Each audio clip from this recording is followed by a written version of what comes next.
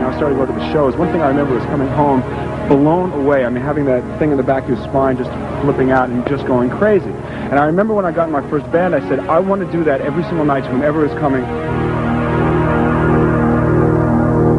My father always messed around the house with a guitar.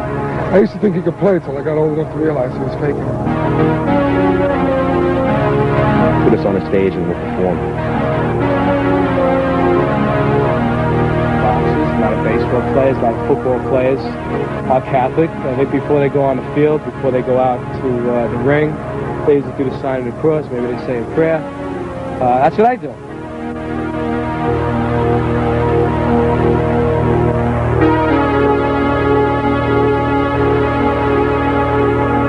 Yeah, it is aggressive and crazy. But bottom line, we're here to have a good time. The audience is there to have a good time.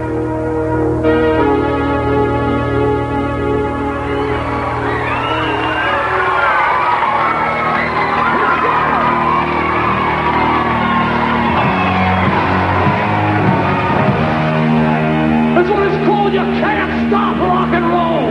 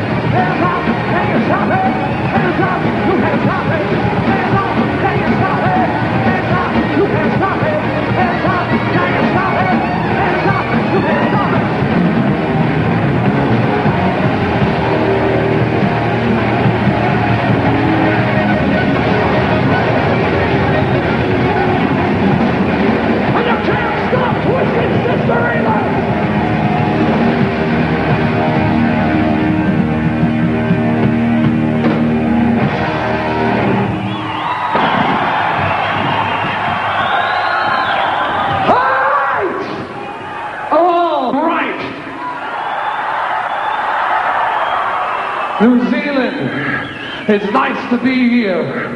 At last, Twisted Sister has arrived in New Zealand.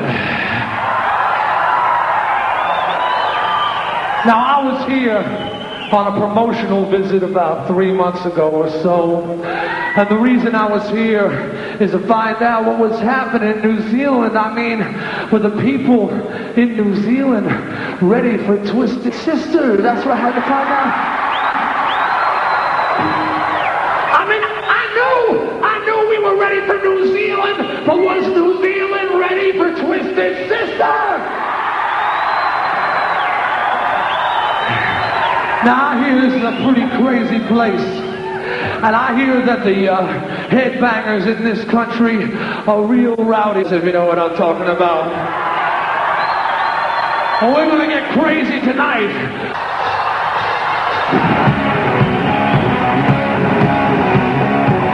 This one is cold like a knife in the back.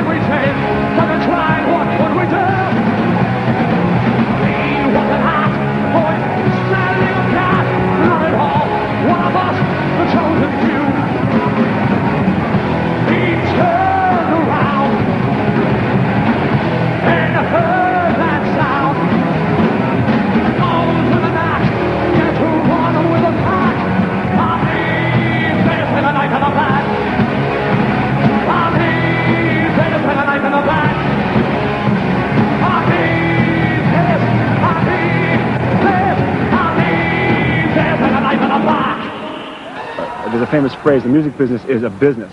If you think it's fun and parties all night long, then you're going to get burned. And those are the stories that you hear about when bands get taken advantage of and they wind up on the slag heap of life, drunk and stoned out and have no money. From the beginning, we realized it was going to be a long haul. And why that is the way it is, I can't tell you. I think we realized that in order to stay alive, you have to position yourself for the future all of the time. And you do that by, I guess, always planning ahead. So we always manage to plan ahead. And all the people out there who consider the band to be a bunch of lecherous, devil-worshipping heathens don't understand that while we live and we believe in going out and doing a show which makes people climb the walls, which is the essence of rock and roll, behind it there is an awful lot of responsibility that takes place, which runs again counter to what is normally accepted from a heavy metal band. Is there an aim to make people climb the wall? When I was 13, 14, 15, I was starting to go to the shows. One thing I remember was coming home blown away. I mean, having that thing in the back of your spine just flipping out and just going crazy. And I remember when I got in my first band, I said, I want to do that every single night to whomever is coming to watch me. And whether or not I may get jaded later on in my life is not the key. The key is if you ever lose that desire, ever lose that edge, you have no business being in this business. How do you keep that edge? Well, personally, I do running and I work out all the time. I ran a marathon in 1981, which was purely on a bet. I just said, one day I just picked up a magazine, I read something on marathon, and I said, who the hell runs 26 miles? This is crazy. So the guys in the band said something like, yeah, right, you think you could do it? So I bought a magazine, and in the magazine, as a matter of fact, was an article on Alison Rowe. So I know about New Zealand. Hello, Rod Dixon. Hello, John Walker. Congratulations on your 100th sub-4-minute mile. I think that's fantastic. But I read this book, and so I followed these rules. And plus, we were playing every night, 5 nights a week, and I was running every day. And I remember the first day looking at this thing, I said, well, I have to run 2 miles today, I have to do a show tonight. Well, that shouldn't be too hard. But the 10th week, I had to do a 14-mile run and do a 2-hour show. I mean, I saw my 3-month schedule, and I said, how am I going to do this? And it just kind of happened. As every week went by, I got stronger and stronger and stronger. And the day I did my 14-mile run, we did play the night before, got home at 6 in the morning, went to sleep, woke up at 2 in the afternoon, said, this is it. You know, went out, ran 14 miles, came back, took a shower, and went and did a 2-hour show. And that is when I knew that I was ready to run the marathon. And Dee got married that weekend, so the whole band took a huge weekend off. And he went on his honeymoon, and I ran the New York Marathon. Stay hungry with the fire. Stay hungry, you're alive.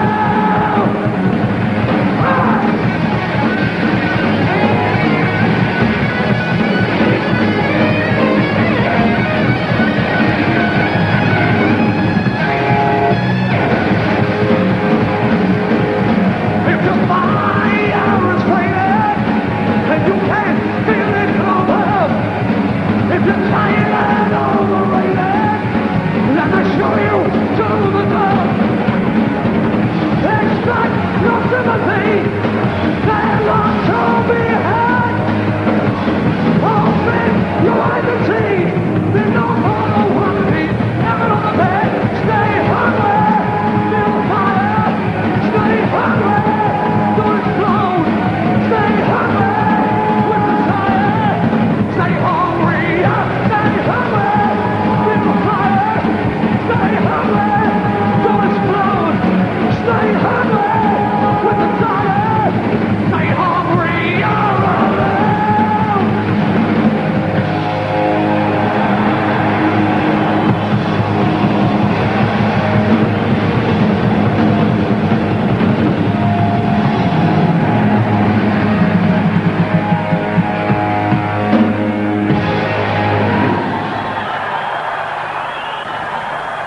And around the same time, you had Eric Clapton in the Cream, Jimi Hendrix, and Jeff Beck. So those were the 3 real strong influences. Anytime they were in town, I always went to see the band. Why do you think heavy metal has risen so much in the last little while and become so popular? I don't think it was ever dead. I don't think it's... maybe there are more people who like it now because there's some kids that are growing up now and just latching onto it. I don't think it was ever dead. There was bands around doing the same business they were doing years ago. Yeah. Do you prefer to play in a studio or you prefer live? Live. We're a live band. I think Twisted Sister, the guys in the band are all excellent, excellent musicians and could probably do just about anything, I think. But the band in the studio is very itchy and put us on a stage and we'll perform. And what's the buzz about playing live? Why do you enjoy live? Because it's a whole performance. It's a whole show. It's not just standing on a stage and playing an instrument. It's there's a lot of theatrics involved, some comedy. It's a very enjoyable thing. Is there life after Twisted Sister? As far as... For you? For me, I think so. Yeah, I think there's life for everybody after Twisted Sister. We're not looking at it like that. I think Twisted Sister is going to be around for a while. We're gonna make it!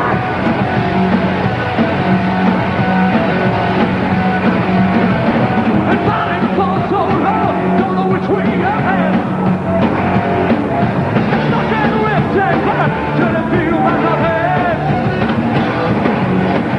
No time will turn, and when it's over and it's done, just hold the gun down, and we ain't coming.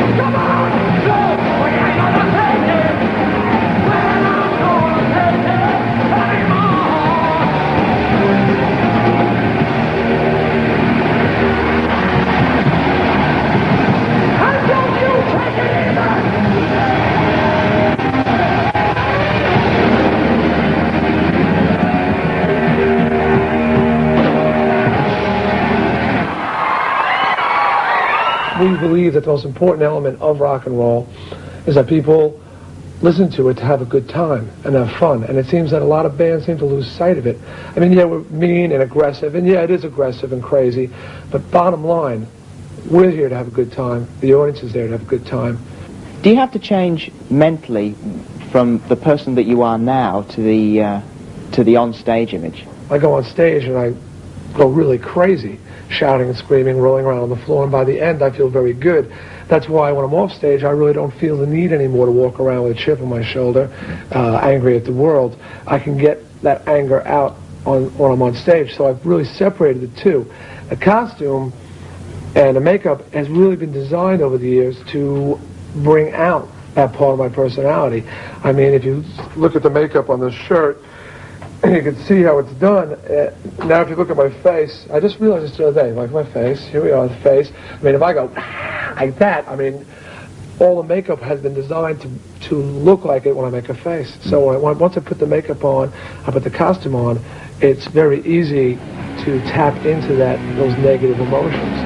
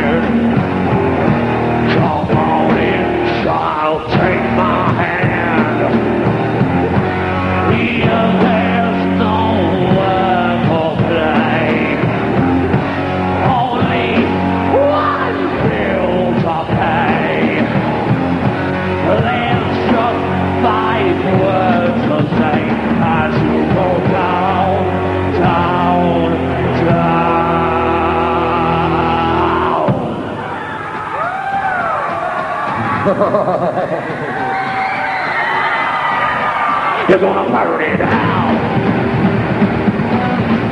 I'll burn it out. You can't believe all the things I've done wrong in my life. And now in the time I've lived on the edge of my life. My life play with fire. I don't want to get myself burned.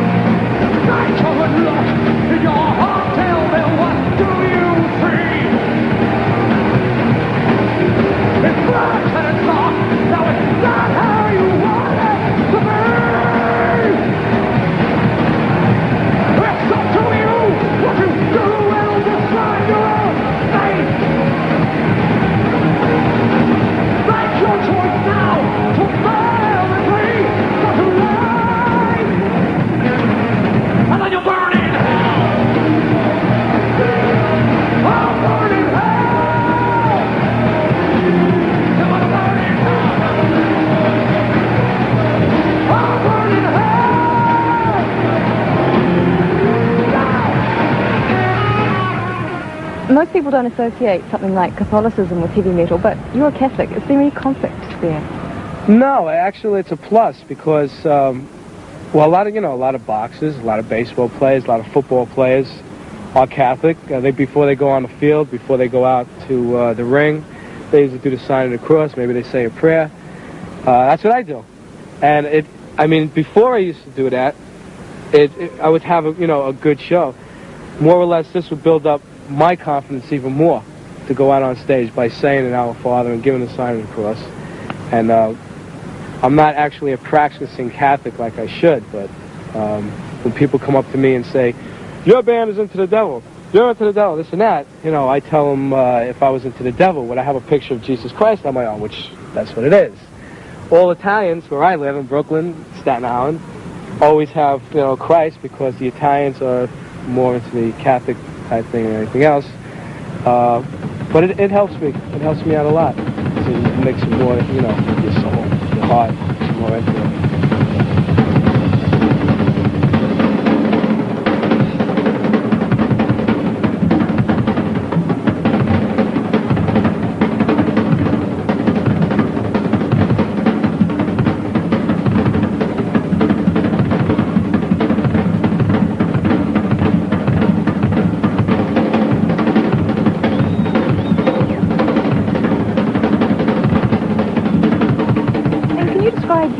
What's happening with your drum kit? You're getting some new kind of deal there. Oh, the new one next tour.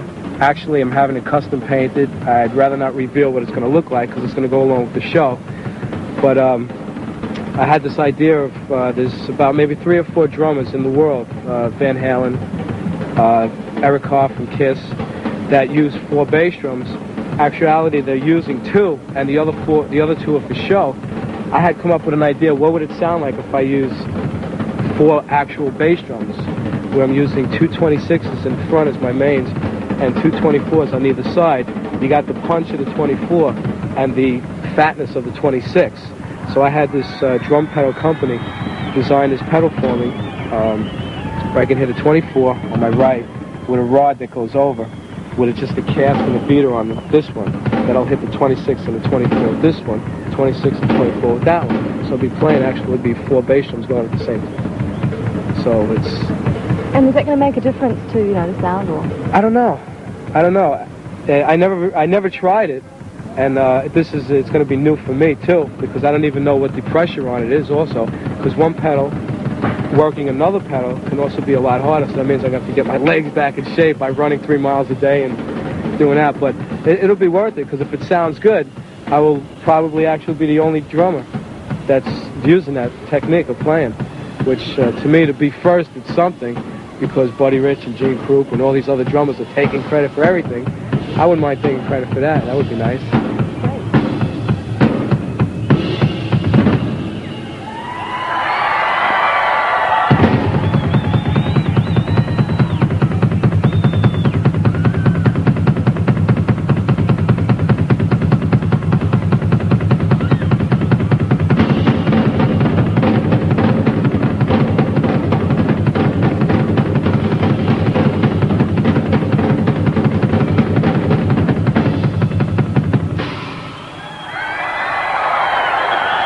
Somebody's going to tell me that getting out your angers and frustrations without hurting anybody at a heavy metal concert, if they're going to tell me that that's unhealthy, then I'll tell them that they're fools.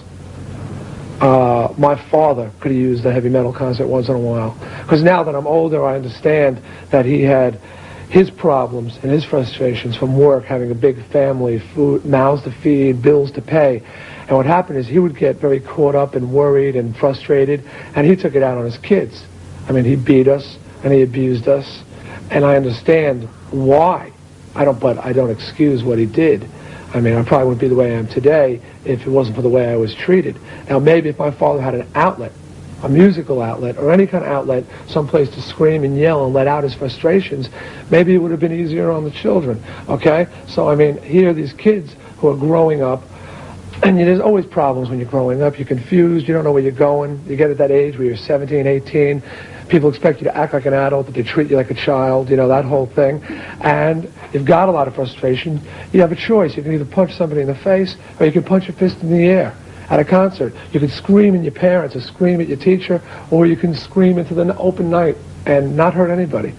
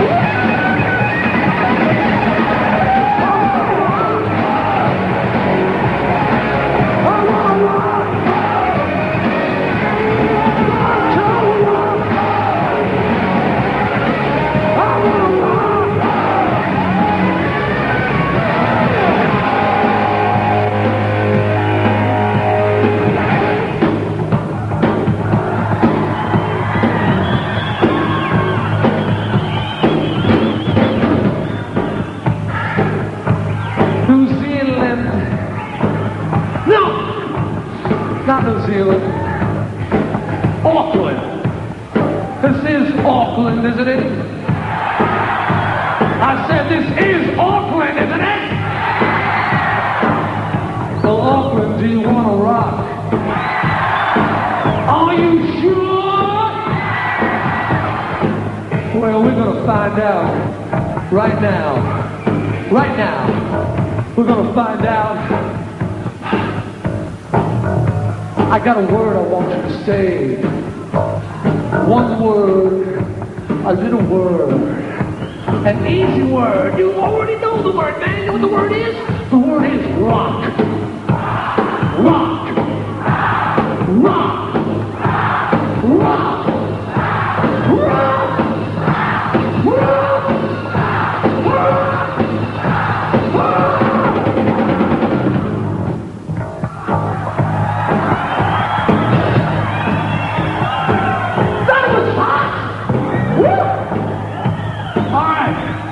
And this is when I want you to say it. When I say, I want to rock, you say rock. I want to rock, rock. I want to rock, rock. Very easy. Trained dog could do that, right? I want to rock. Ooh, very good. Okay, okay. Get ready now. I want everybody on this. Everybody.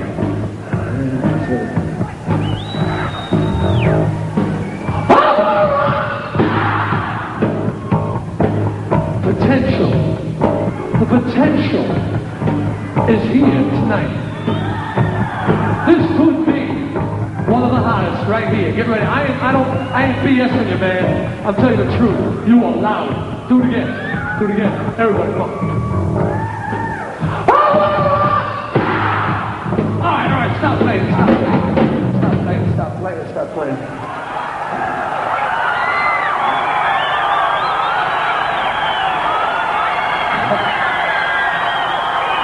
You know, the Twisted Sister believes that there's too much space between the band and the audience these days, you know?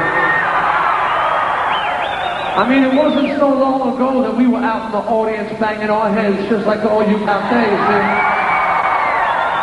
So what we like to do when we play, we like to do this every night. We like to turn off all the stage lights and turn on any and all of the house lights. Please! Any more? Yeah! Yeah! Auckland! How you doing out there, Auckland? Now, no music, no lights, no garbage, just Twisted Sister in Auckland right here. Here we go. Here we go. Get ready. All right. This is hot. This is hot. And we got people everywhere screaming and shouting. But some people are screaming and shouting, and they're sitting down. Sitting down.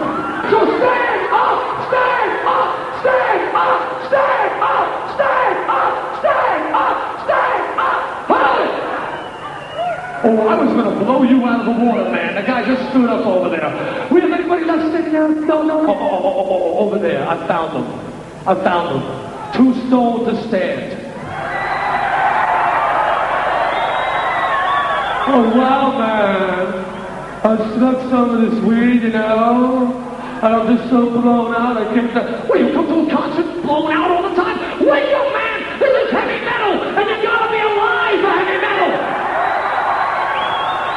You want to be mellow, go see Spandau Ballet, okay? All right, now, everybody, loud and proud. And this time when you shout, throw your fist in the air. Throw your fist in the air. This is going to be on TV, man. Get ready now. Get ready. Get ready. I'm talking to my friends in the back, too. I want everybody. No attitudes. Here we go. Here we go. Here we go.